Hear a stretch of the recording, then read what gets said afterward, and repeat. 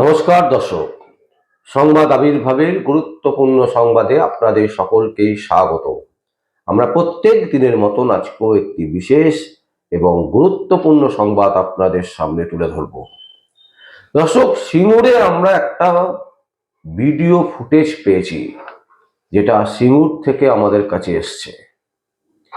ফুটেজটা কি, যে তৃণমূল কংগ্রেসের যে পতাকা লাগানো হয়েছে তার নিচে ভারতবর্ষের জাতীয় পতাকাকে লাগানো হয়েছে। মমতা ব্যানার্জির যেরকম ফটো আছে, তার সাথে তৃণমূল কংগ্রেসের একের পর এক পতাকা,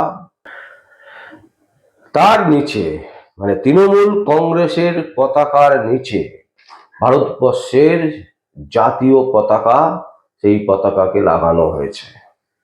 এবং এই নিয়েই সিঙ্গুরবাসীদের মধ্যে একটা বিরাট বিতর্ক তৈরি হয়েছে এবং তারা রীতিমতো ক্ষোভে ফুঁসছে যে তৃণমূল কংগ্রেস কি আদৌ কোনো কালচারে বিশ্বাস করে? তৃণমূল কংগ্রেসের যারা কর্মীরা আছে তারা কি রাষ্ট্রকে বিশ্বাস করে, নাকি তাদের পতাকাকে বেশি গুরুত্ব দেয়? এই নিয়েই চলছে সিঙ্গুরবাসীদের মধ্যে চাপানুতর। দর্শক, আমরা আপনাদের সামনে তুলে ধরছি সেখানকার বিজেপি প্রার্থী ডক্টর অরূপ কুমার দাস এই সংক্রান্ত বিষয়ে তীব্র প্রতিবাদ করেছেন এবং তিনি বলেছেন যে তৃণমূল কংগ্রেসের অ্যাকচুয়ালি কোনো সংস্কৃতি নেই। এরা রাষ্ট্রকে পরে ভাবে, আগে নিজেদের পতাকাকে মনে করেন, নিজেদের দলকে মনে করেন। আসুন আমরা দেখে নিই ছোট্ট একটি ভিডিও, যে ভিডিওতেই ডক্টর অরূপ কুমার দাস বিজেপি প্রার্থী তিনি কি বলেছেন সিঙ্গুর থেকে, তার বক্তব্য শোনাচ্ছি, দেখুন। স্যার, জাতীয় পতাকার উপর দেখছি তৃণমূলের দলীয় পতাকা, এই বিষয়ে স্যার আপনি কি বলবেন? বর্তমান দিনের যদি পরিস্থিতি লক্ষ্য করা যায়, শাসক দলের যারা রয়েছেন তারা মনে করেন রাষ্ট্রের ঊর্ধ্বে তাদের দল। এটা কোনোদিন হতে পারে না। প্রথমে আমরা ভারতীয়, তারপর অন্য কিছু পরিচয় হওয়া উচিত। তাদের সংস্কার, শিক্ষা এটা বোঝায় না যে রাষ্ট্র আগে, তারপর অন্য কিছু। তাদের কাছে তাদের দল বা তাদের পতাকার সম্মান রাষ্ট্র বা রাষ্ট্রীয় পতাকার থেকে মূল্য কম বলে মনে করেছে, তাই তারা এটা লাগিয়েছে। এই ব্যাপারে তাদের থেকে জেনে নেবেন।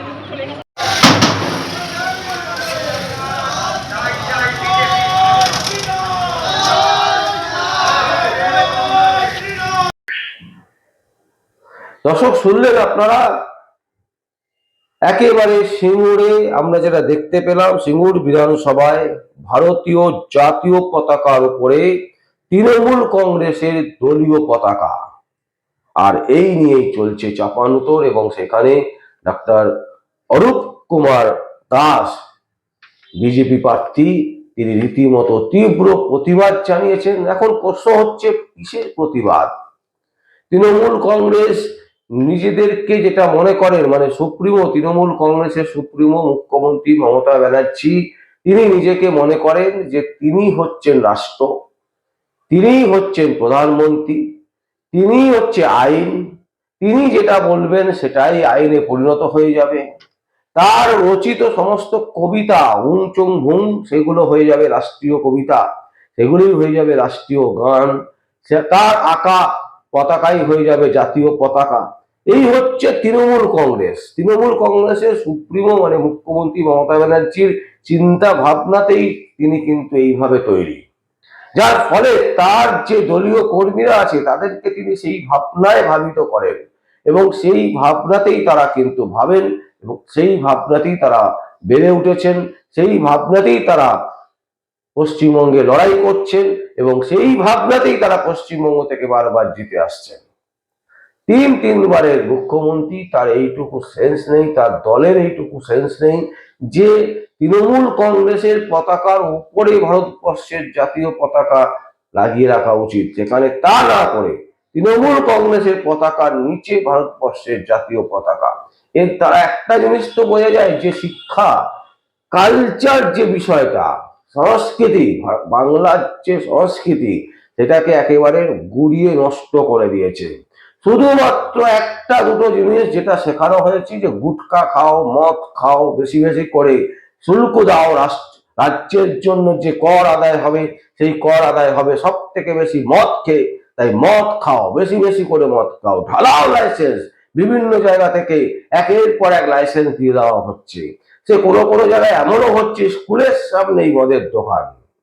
এই হচ্ছে পশ্চিমবঙ্গের বর্তমান পরিস্থিতি, এবং এই পরিস্থিতিতে দাঁড়িয়ে আপনি এর থেকে বেশি কিছু আশা করবেন কি করে?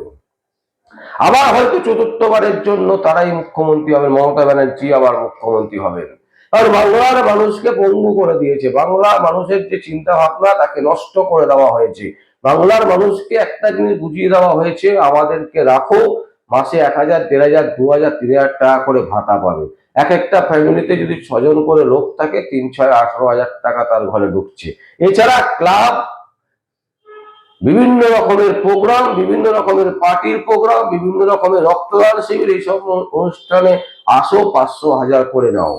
ফলে প্রতিটা জায়গায় একেবারে সুন্দর সুন্দর করে টাকার যেভাবে গল্প ছড়িয়ে রাখা আছে, আর সেই টাকা পেয়ে মদের আসলে যে মদের ফোয়ারা হয়, যে এন্টারটেনমেন্ট তৃণমূল কংগ্রেস দেয়, ভারতবর্ষ কেন পৃথিবীর আর কোনো রাজ্যে, পৃথিবীর আর কোনো দেশে এই রকম নোংরা চিন্তা ভাবনার পার্টি কম আছে বলেই কিন্তু আমরা মনে আছে কিনা সন্দেহ আছে, কম আছে না সন্দেহ আছে যে এই ধরনের পার্টি, এই ধরনের যাদের নৈতিকতা, যারা রাষ্ট্রকে পরে মনে করে, নিজেদের পতাকাকে আগে মনে করে, বুঝতে হবে যে তারা কতটা শিক্ষিত।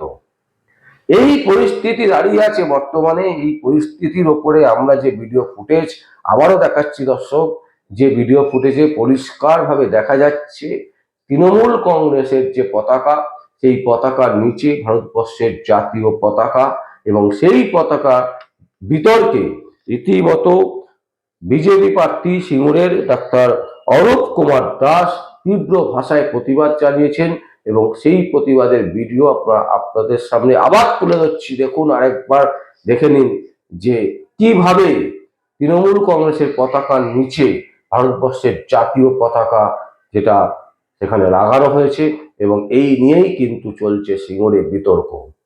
দেখুন সেই ভিডিও। দর্শক দেখলেন আপনারা, আমাদের আর কিছু বলার নেই, আমরা শুধু এটুকুই বলবো, আমাদের কাজ যেটা, আমরা চাই আপনাদের কাছে সত্যি খবরটা সেটা আপনাদের সামনে তুলে ধরতে। বিচার করার দায়িত্ব সম্পূর্ণ আপনাদের। আপনারা যেটা মনে করবেন, আপনাদের যা মনে হবে, আপনারা অবশ্যই আমাদের কমেন্ট বক্সে কমেন্ট করবেন। আর দেখতে থাকুন পরবর্তী সংবাদ আবির্ভাবে। আমার নাম বিশ্বজিৎ পাল, সংবাদ আবির্ভাবের জন্য।